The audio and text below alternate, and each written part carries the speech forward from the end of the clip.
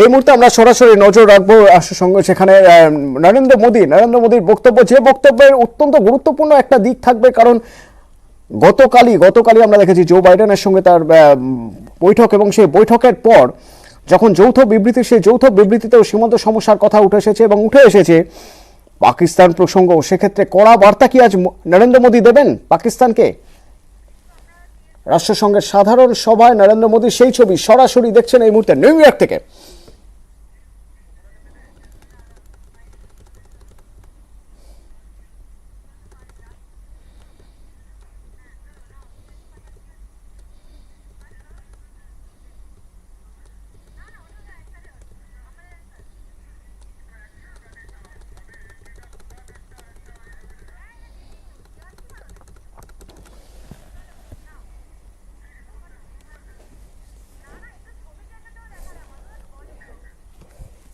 আর কিছুক্ষণের মধ্যেই তিনি তার বক্তব্য পেশ করবেন, কারণ রাষ্ট্রসংঘের সদর দপ্তরে নরেন্দ্র মোদী এই মুহূর্তে রয়েছেন নিউ ইয়র্কে। সেই ছবি আপনারা দেখছেন, এবং সেখানে বিশ্বের সামনে একদিকে যেমন ভারত তার অবস্থান তুলে ধরবে, পাশাপাশি পাকিস্তানের সম্পর্কে কি মনোভাব, এবং আফগানিস্তানের বর্তমান যে সরকার তার সম্পর্কে কি মনোভাব, কি হবে সম্পর্ক, সেসব তুলে ধরার একটা সম্ভাবনা রয়ে গেছে আজকের এই বৈঠকে।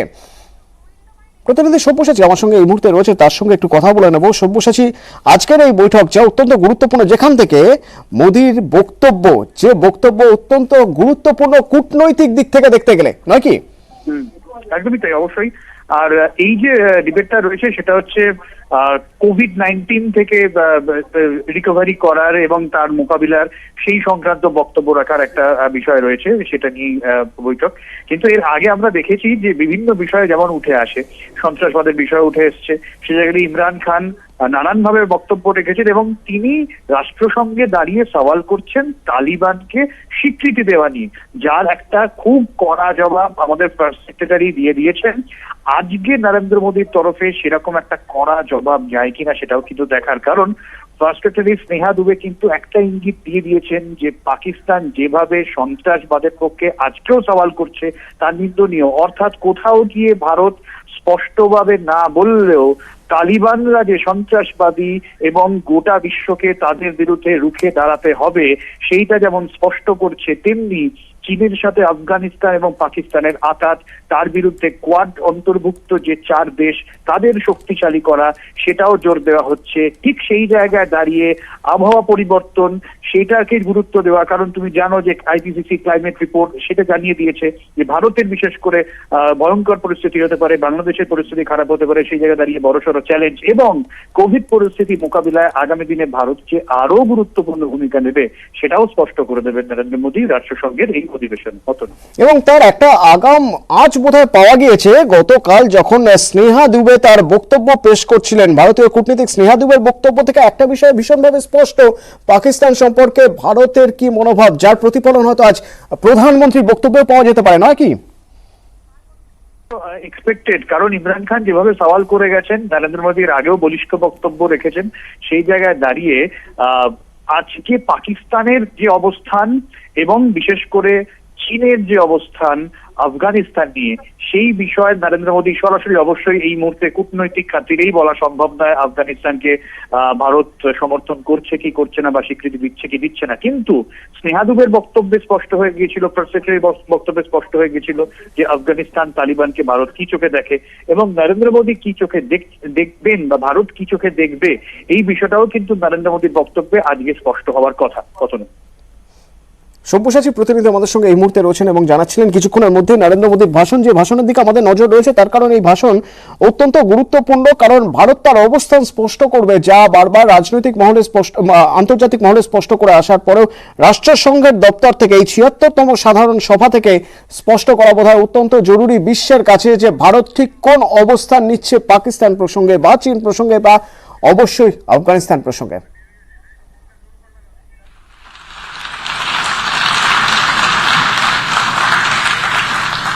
I have great pleasure in welcoming His Excellency Narendra Modi, Prime Minister of the Republic of India.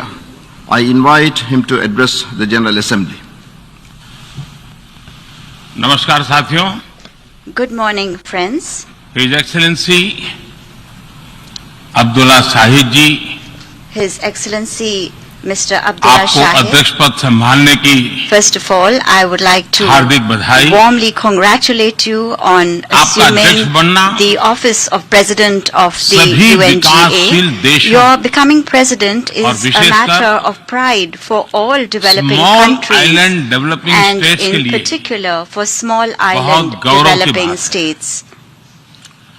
अध्यक्ष महोदय, Mr. President, गत 1.5 वर्ष से for the last 1.5 years, पूरा विश्व the world 100 has साल में been आई grappling सबसे with बड़ी the worst pandemic महामारी का it has सामना seen कर रहा in 100 years.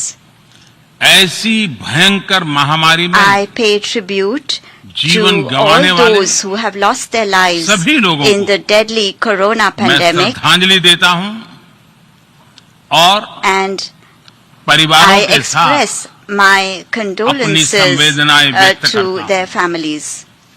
अध्यक्ष महोदय, Mr. President, मैं उस देश का I प्रतिनिधित्व कर रहा represent हूं a country जिसे that mother is of democracy का proud to be Gaurav known हासिल। as the mother of democracy. लोकतंत्र की हमारी We हजारों have had वर्षों की a महान great परंपरा रही। tradition of democracy that goes back thousands of इस years. 15 अगस्त को On 15th of भारत ने August this year, अपनी आजादी के India entered 75वें the साल में प्रवेश 75th किया। year of its independence. हमारी विविधता Our diversity हमारे सशक्त is लोकतंत्र की the पहचान है। identity of our strong एक ऐसा democracy. देश It is a country जिसमें that has दर्जनों भाषाएं dozens हैं, of languages, सैकड़ों बोलियां हैं, hundreds of dialects, अलग अलग रहन सहन खान different पान। lifestyles and cuisines. ये vibrant This is democracy the का best बेहतरीन example of a उदाहरण है। vibrant democracy. ये भारत के लोकतंत्र की ताकत है। The strength of our एक democracy छोटा बच्चा is demonstrated जो by the कभी fact that a little एक रेलवे boy स्टेशन who के at T one stall time used to help अपने his पिता father की मदद at करता his था, tea stall at the railway आज station is today चौथी बार addressing the भारत के United प्रधानमंत्री के Nations तौर पर General Assembly for the fourth time UNGA को as संबोधित Prime कर रहा Minister है। of India.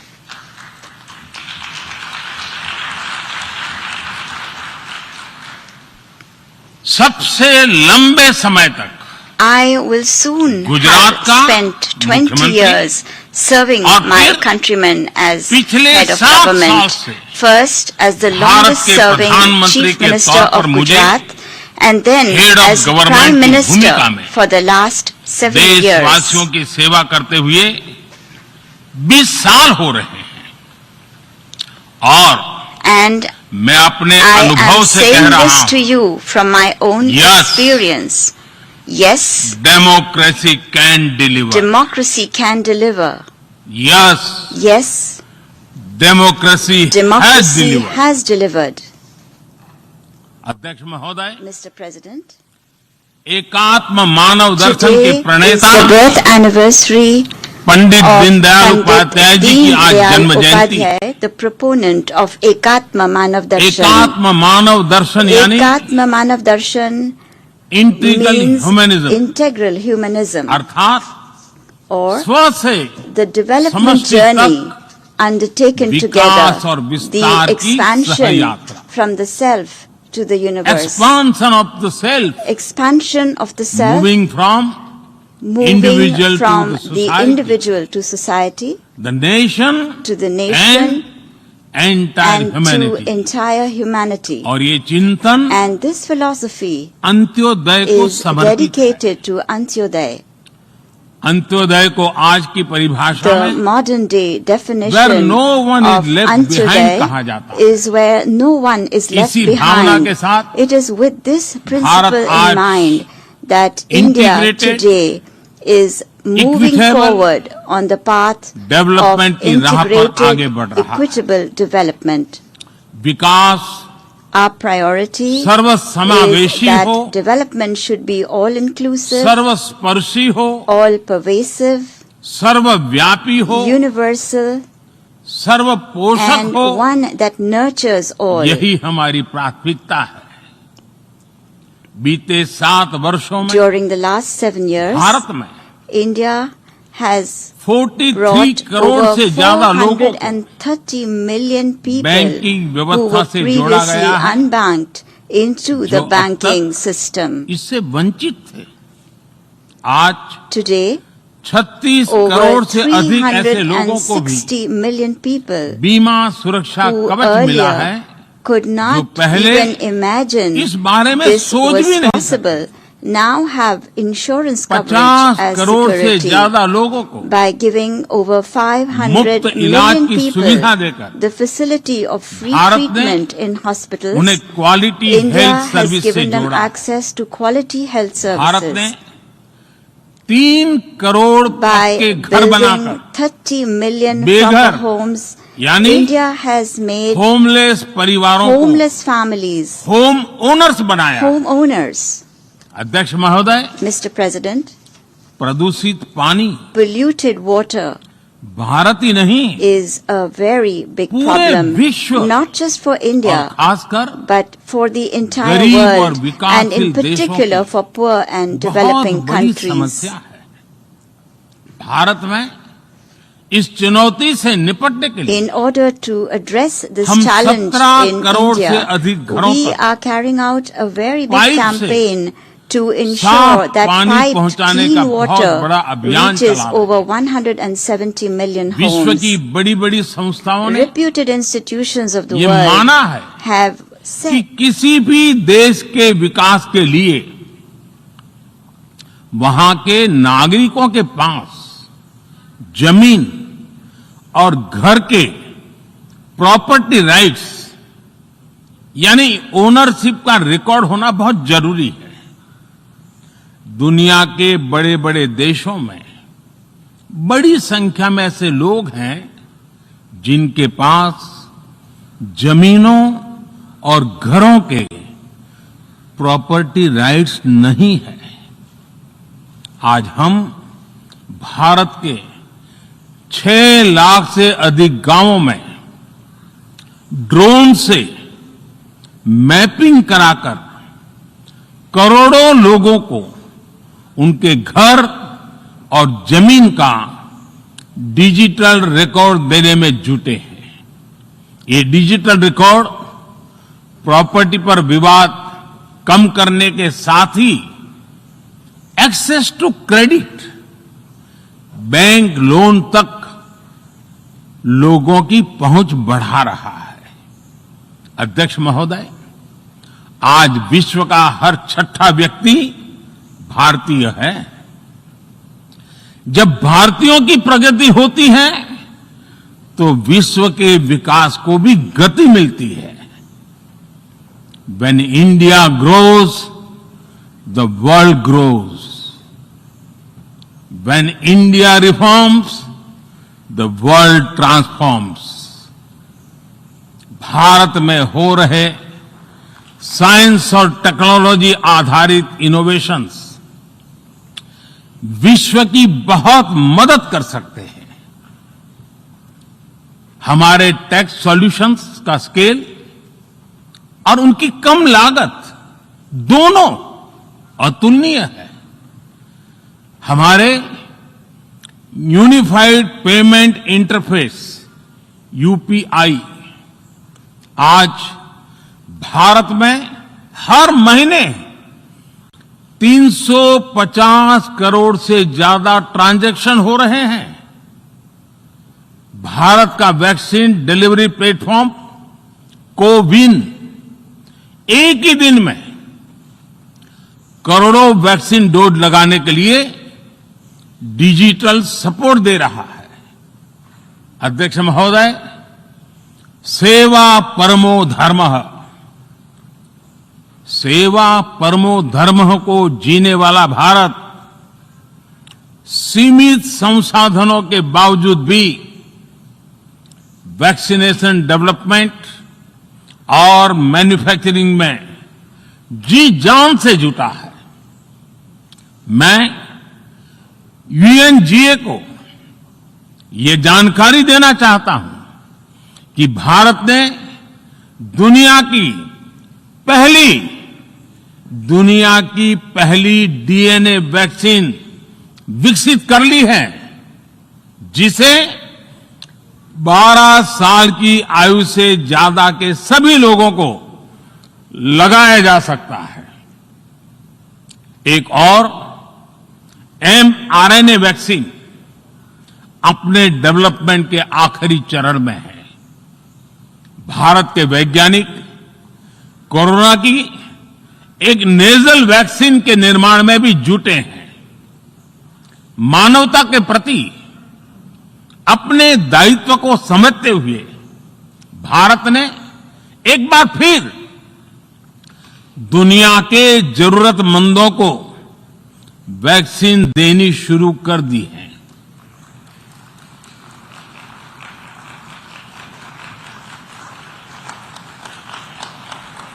मैं आज दुनिया भर के वैक्सीन मैन्युफैक्चरर्स को भी आमंत्रित करता हूं, कम मेक वैक्सीन इन इंडिया। अध्यक्ष महोदय, आज हम सब जानते हैं कि मानव जीवन में टेक्नोलॉजी का कितना महत्व है, लेकिन बदलते हुए विश्व में टेक्नोलॉजी विथ डेमोक्रेटिक वैल्यूज, ये सुनिश्चित करना भी आवश्यक है। भारतीय मूल के डॉक्टर्स, इनोवेटर्स, इंजीनियर्स, मैनेजर्स किसी भी देश में रहें, हमारे लोकतांत्रिक मूल्य उन्हें मानवता की सेवा में जुटे रहने की प्रेरणा देते रहते हैं। और ये हमने इस कोरोना काल में भी देखा है। अध्यक्ष महोदय, कोरोना महामारी ने विश्व को यह भी सबक दिया है कि वैश्विक अर्थव्यवस्था को अब और अधिक डाइवर्सिफाई किया जाए। इसके लिए ग्लोबल वैल्यू चेन्स का विस्तार आवश्यक है। हमारा आत्मनिर्भर भारत अभियान इसी भावना से प्रेरित है। ग्लोबल इंडस्ट्रियल डाइवर्सिफिकेशन के लिए भारत विश्व का एक लोकतांत्रिक और भरोसेमंद पार्टनर बन रहा है। और इस अभियान में भारत ने इकोनॉमी और इकोलॉजी दोनों में बेहतर संतुलन स्थापित किया है। बड़े और विकसित देशों की तुलना में क्लाइमेट एक्शन को लेकर भारत के प्रयासों को देखकर आप सभी को निश्चित ही गर्व होगा। आज भारत बहुत तेजी के साथ 450 गीगावाट रिन्यूएबल एनर्जी के लक्ष्य की तरफ बढ़ रहा है।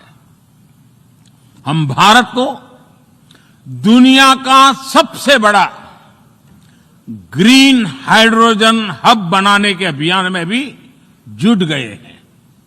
अध्यक्ष महोदय, हमें अपनी आने वाली पीढ़ियों को जवाब देना है कि जब फैसले लेने का समय था, तब जिन पर विश्व को दिशा देने का दायित्व था, वो क्या कर रहे थे। आज विश्व के सामने रिग्रेसिव थिंकिंग और एक्सट्रीमिज्म का खतरा बढ़ता जा रहा है। इन परिस्थितियों में पूरे विश्व को साइंस बेस्ड रेशनल और प्रोग्रेसिव थिंकिंग को विकास का आधार बनाना ही होगा। साइंस बेस्ड अप्रोच को मजबूत करने के लिए भारत एक्सपीरियंस बेस्ड लर्निंग को बढ़ावा दे रहा है। हमारे यहां स्कूलों में हजारों अटल टिंकरिंग लैब खोली गई है, इंक्यूबेटर्स बने हैं और एक मजबूत स्टार्टअप इकोसिस्टम विकसित हुआ है। अपनी आजादी के 75 वर्ष के उपलक्ष्य में जब हम आजादी का अमृत महोत्सव मना रहे हैं, भारत 75 ऐसे सैटेलाइट्स को अंतरिक्ष में भेजने वाला है जो भारतीय विद्यार्थी स्कूल कॉलेजों में बना रहे हैं। अध्यक्ष जी, दूसरी ओर रिग्रेसिव थिंकिंग के साथ जो देश आतंकवाद का पॉलिटिकल टूल के रूप में इस्तेमाल कर रहे हैं, उन्हें ये समझना होगा कि आतंकवाद उनके लिए भी उतना ही बड़ा खतरा है। ये सुनिश्चित किया जाना बहुत जरूरी है कि अफगानिस्तान की धरती का इस्तेमाल आतंकवाद फैलाने और आतंकी हमलों के लिए न हो। हमें इस बात के लिए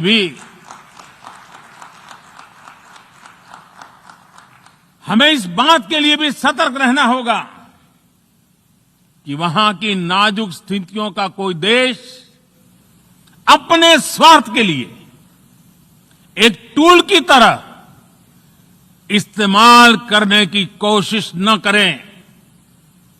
इस समय अफगानिस्तान की जनता को,